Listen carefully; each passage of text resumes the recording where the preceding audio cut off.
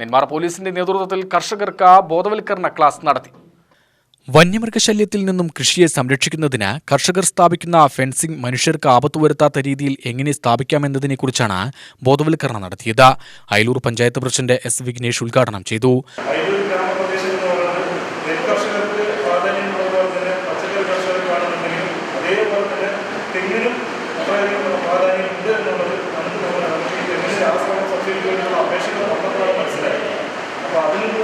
കൂടുതൽ പ്രാധാന്യം നൽകിക്കൊണ്ട് അവർക്കും ആനുകൂല്യം ലഭിക്കുന്ന പദ്ധതികൾ ഏറ്റെടുക്കണം എന്നുള്ളൊരു ആവശ്യം നമ്മൾ ഇന്നലെയും മറ്റും സംസാരിച്ചിട്ടുണ്ടായിരുന്നു.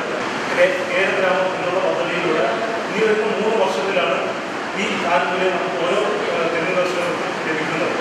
ആദ്യഘട്ടം എന്നതിൽ 25 ലക്ഷമാണ് ഇതിനു വേണ്ടി അനുവദിച്ച് തന്നിട്ടുള്ളത്. ഇതിൻ്റെ എങ്ങനെയാണ് ഉപയോഗിക്കേണ്ട രീതി എന്നുള്ളതിനുള്ള പാഠതലത്തിൽ യോഗം വിളിച്ചുകൊണ്ടിട്ട് തന്നെ നിങ്ങൾക്ക് മനസ്സിലായിട്ടാണ്. ഇതിൽ നമ്മൾ വീട്ടിലാണെങ്കിൽ പോലും നമുക്ക് പറമ്പായിട്ടുള്ള സ്ഥലമാണെന്നുണ്ടെങ്കിൽ നമുക്ക് ആ ആനുകൂല്യങ്ങൾ കൈപ്പറ്റാൻ സാധിക്കും.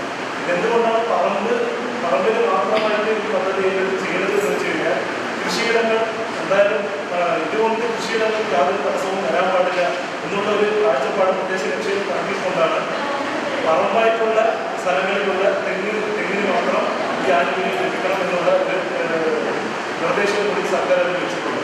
വൈസ് പ്രസിഡന്റ് റിജിന ചാന്ദ് മുഹമ്മദ് അധ്യക്ഷത വഹിച്ചു. നെന്മാറ SI ക്ലാസ് നയിച്ചു. വികസനകാര്യ standing committee chairman K Kannanunni സ്വാഗതം പറഞ്ഞ ചടങ്ങിൽ വാർഡ് മെമ്പർമാരായ വത്സല ശിവദാസൻ, പുഷ്പാകരൻ, ഉമാ സതീശൻ, കൃഷി ഓഫീസർ കൃഷ്ണ തുടങ്ങിയവർ പങ്കെടുത്തു.